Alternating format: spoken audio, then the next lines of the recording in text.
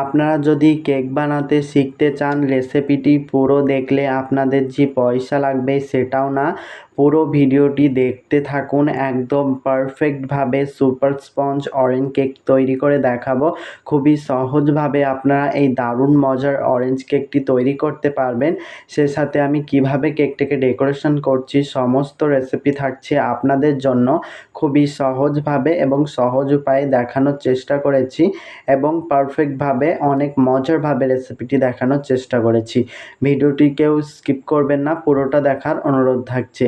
একটা চালনির মধ্যে নিলাম হাফ কাপ পরিমাণে ময়দা, দিলাম 1 টেবিল চামচ পরিমাণে কর্নফ্লাওয়ার, দিলাম হাফ চা চামচ পরিমাণে বেকিং পাউডার, দিলাম 1/4 টিস্পুন পরিমাণে বেকিং সোডা, দিয়েছি 1 টেবিল চামচ পরিমাণে গুঁড়ো দুধ। চাইলে গুঁড়ো দুধটা স্কিপ করতে পারেন, দিলে স্বাদ বাড়বে। তো সমস্ত শুকনো উপকরণকে খুব ভালো মতো চেলে নেওয়ার পর একটা হ্যান্ড উইক্সের সাহায্যে মিক্স করে ঢাকনা দিয়ে ঢেকে একটা সাইডে রেখে দেবো। তো একটা শুকনো মিক্সিং বোলের মধ্যে রুম টেম্পারেচারে থাকা আমি 2টা ডিম ভেঙে নিয়েছি। অবশ্যই ডিমটাকে রুম টেম্পারেচারে হতে হবে। ডিমের কুসুম 2টাকে আলাদা করে নিয়েছি এবং সাদা অংশটাকে একটা ইলেকট্রিক বিটারের সাহায্যে বিট করছি। এবং যারা ভাবছেন আমাদের ইলেকট্রিক বিটার নেই, তাই আমরা কি কেক বানাতে পারবো না? নিশ্চয়ই পারবেন। যেনাদের বাড়িতে হ্যান্ড উইক্স আছে তেনারা হ্যান্ড উইক্স দিয়ে বিট করবেন, দেখবেন সময়টা একটু বেশি লাগবে, না হলে সেম কাজও হবে। তো আমি এখানে হাফ কাপের একটু কম চিনি নিয়েছি। প্রায় আমি এখানে 1/4 কাপ প্লাস 2 টেবিল চামচ পরিমাণে চিনি নিয়েছি। একদম ছোট দানার মিহি দানার চিনি নিয়েছি। অল্প অল্প করে দিয়ে আমি বিট করতে থাকছি। এবং যেনারা হ্যান্ড উইক্স দিয়ে বিট করবেন সেনারা ভাবছেন তেনারা ছোট দানার চিনি নেবেন, না হলে চিনিটাকে ব্লেন্ড করে নেবেন। অনবরত বিট করতে থাকবেন। এছাড়া আমি কিভাবে হ্যান্ড উইক্স দিয়ে কেক তৈরি করি সে রেসিপিটাও আমার চ্যানেলে দেওয়া আছে, একটু ভিজিট করে দেখে আসতে পারেন। দেখবেন ডিমের ফর্মটি খুব ভালো মতো হয়ে যাবে। একটা সংখ্যা কেড়ে নেবেন, সংখ্যাটার সাথে সাথে না মিলিয়ে গেলে বুঝে নিতে হবে ডিমের ফর্মটি পারফেক্ট। তুলে রাখা কুসুম 2টা দিয়ে দিচ্ছি। আর হাফ চা চামচ মতো আমি এখানে দিয়েছি অরেঞ্জ ইমাসেন্স। আপনারা চাইলে এসেন্সও ব্যবহার করতে পারেন। চেক করে নেবেন চিনিটা গলেছে কি গলেনি, তারপরে হচ্ছে ডিমের কুসুম ব্যবহার করবেন। তো আমাদের চেলে রাখা শুকনো উপকরণ প্রথমে আমি চেলে আবার দিয়ে দিচ্ছি। প্রথমে হাফ শুকনো উপকরণ চেলে দিলাম, তারপরে হচ্ছে একটা বিটারের কাঁটা নিয়েছি। বিটারের কাঁটা দিয়ে এক পাশ দিয়ে ঘুরিয়ে ঘুরিয়ে খুবই আলতোভাবে একদম ফোল্ডিং মেথডে মিক্স করে নিচ্ছি। ভিডিওটিতে একটু ফাস্ট দেখানো হয়েছে বলে আমি এতটা ফাস্ট কিন্তু মিক্স করিনি, খুবই আলতোভাবে মিক্সটা করে নিয়েছি। তো অবশ্যই আপনারা এক পাশ দিয়ে ঘুরিয়ে ঘুরিয়ে খুবই আলতোভাবে মিক্স করতে পারেন। যেনারা হ্যান্ড উইক্স দিয়ে মিক্স করবেন তেনারা হ্যান্ড উইক্স দিয়েও মিক্স করতে পারেন, সমস্যা নেই। নতুনদের জন্য বলছি স্প্যাচুলা দিয়ে মিক্স করতে যাবে না, সেক্ষেত্রে ডিমের ফর্মটি বসে যাওয়ার চান্স অনেক বেশি থাকবে। তো প্রথম ধাপে শুকনো উপকরণ মিক্সিয়ে নেওয়ার পর দ্বিতীয় ধাপে সম্পূর্ণ শুকনো উপকরণ চেলে দিয়ে দিলাম রুম টেম্পারেচারে থাকা 2 টেবিল চামচ পরিমাণে গরুর দুধ। অনেকজনই আমাকে কমেন্ট করে গরুর দুধ কেন ব্যবহার করেন কেকের মধ্যে।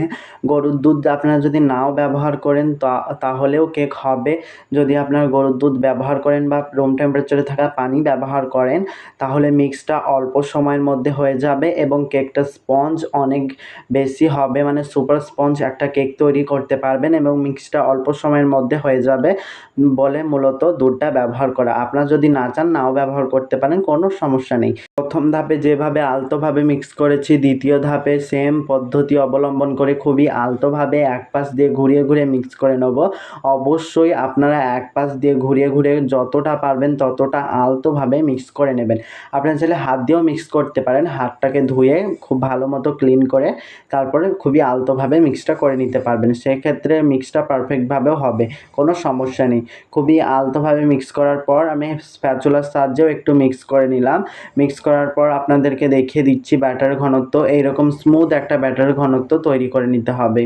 এখানে আমি একটা মোল্ড নিয়েছি, এটা 1 পাউন্ডের একটা মোল্ড, হাইট একটা মোল্ড। ওই মোল্ডের মধ্যে আমি সম্পূর্ণ ব্যাটারটি ঢেলে দিয়েছি, একটা বেকিং পেপারও বিছিয়ে দিয়েছি। কোনো প্রকার তেল ব্যবহার করিনি বেকিং পেপারের নিচে। আপনারা চাইলে বাড়িতে থাকা লেখার কাগজও ব্যবহার করতে পারেন, সমস্যা নেই। তো ব্যাটারটিকে দিয়ে একটা কাঠির সাহায্যে খুব ভালো মতো ফ্লাপ করে নিচ্ছি, ফ্লাপ করে হালকা মতো ট্যাপ করে নিচ্ছি। ট্যাপ করার পর হচ্ছে আমি কেকটিকে বেক করতে চলে যাচ্ছি। আজকে কেকটি আমি বেক করেছি ওভেনে 170 ডিগ্রি তাপমাত্রায়, up down hit on on রেখে নিচের তাকে দিয়ে কেকটা বেক করে নিয়েছি প্রায় 30 মিনিট আমার কেকটা বেক হতে সময় লেগেছে। আপনাদের সময়টা কম বা বেশি লাগতে পারে, সময়টা আপনারা নিজেরা অ্যাডজাস্ট করে নেবেন, কম বা বেশি লাগতে পারে সময়টা। তো কেকটা কতটা পরিমাণে স্পঞ্জ এবং সফট হয়েছে আশা করছি দেখেই বুঝতে পারছেন। এবং যেনারা ভাবছেন আমরা কি ওভেন নেই আমাদের বাড়িতে, ওভেন ছাড়া কি কেক তৈরি করা যাবে না? হ্যাঁ, অবশ্যই ওভেন ছাড়াই কেক তৈরি করা যাবে। গ্যাসের চুলায় কেক তৈরি করতে পারবেন খুবই সহজভাবে।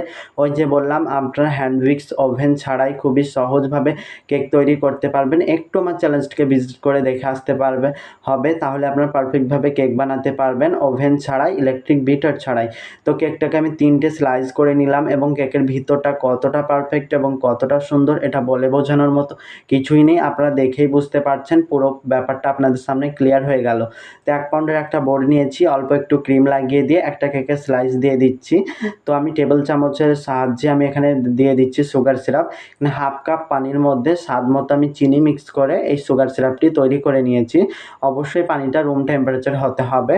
তো আমি খুব ভালো মতো সুগার সিরাপটি দিয়ে দেওয়ার পর আমি দিয়ে দিচ্ছি হুইট ক্রিম।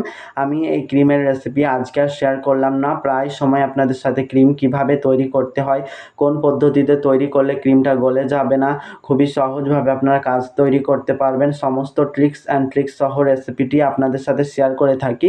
আজকে কিন্তু আর করলাম না।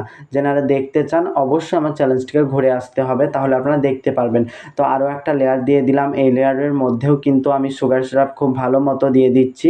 দিয়ে দেওয়ার পর এই লেয়ারটিতেও আমি ক্রিম দিয়ে দিচ্ছি। আমি ক্রিমটা নিজের পছন্দ মতো দিয়ে দিচ্ছি, আপনার চাইলে বাড়িয়ে কমিয়ে দিতে পারেন। লেয়ারে আপনারা হোয়াইট চকলেট মেল্ট করেও দিতে পারেন, সেই ক্ষেত্রে কেকের স্বাদ বহুগুণে বাড়বে। আমি দিচ্ছি না, আপনারা চাইলে দিতেও পারেন। তো এখানে আরও একটা লেয়ার দেওয়ার পর এই লেয়ারটাতেও আমি সুগার সিরাপ ব্যবহার করছি। সুগার সিরাপ ব্যবহার করার পর কেকটাকে আমি ফাইনাল ফিনিশিং আনছি। প্রথমে আমি ধারটাকে দেখে নিচ্ছি ধারগুলো সমান আছে কি নাই। অবশ্যই দেখে নেবেন প্রথমে ধারটা সমান আছে কি নেই। একটা রোজ নজলের সাহায্যে আমি ক্রিম ঢুকিয়ে নিয়ে পুরো কেকটাকে রোজ নজলের সাহায্যে আমি কভার করে নিচ্ছি। যারা নতুন তারা একটু ক্রাম কোটিং করে নেবেন, একটু ক্রিম নিয়ে পুরো কেকটাকে কভার করে নেবেন, তারপরে ফাইনাল ফিনিশিংয়ে নামবেন। তো আমি এইভাবে কাজটা করে থাকি, অল্প সময়ের মধ্যে ফিনিশিং চলে আসবে এবং অল্প পরিমাণে ক্রিম লাগবে, কেকের স্বাদ খারাপ আসবে না, এক জায়গায় বেশি এক জায়গায় কম সেটাও ক্রিমটা হবে না, খুবই সহজভাবে পুরো সমানভাবে ক্রিমটা লাগবে। এবং অতিরিক্ত গরমের সময় যখন আপনারা ক্রিম তো ফিনিশিং আনবেন তখন ক্রিমটা গলে যাবে না, এইভাবে ফিনিশিংটা আনলে খুবই সহজভাবে ফিনিশিং আনা যায়, দেখবেন অল্প সময়ের মধ্যে ফিনিশিং আনা যাবে। তো আমি নিচের দিকটা একটা জিগজ্যাগ দাগ দিয়ে একটা দাগ কেটে নিয়েছি, তারপরে প্যালেট নাইফের সাহায্যে ওপরটাকে এরকম করে একটু ডিজাইন করে নিচ্ছি।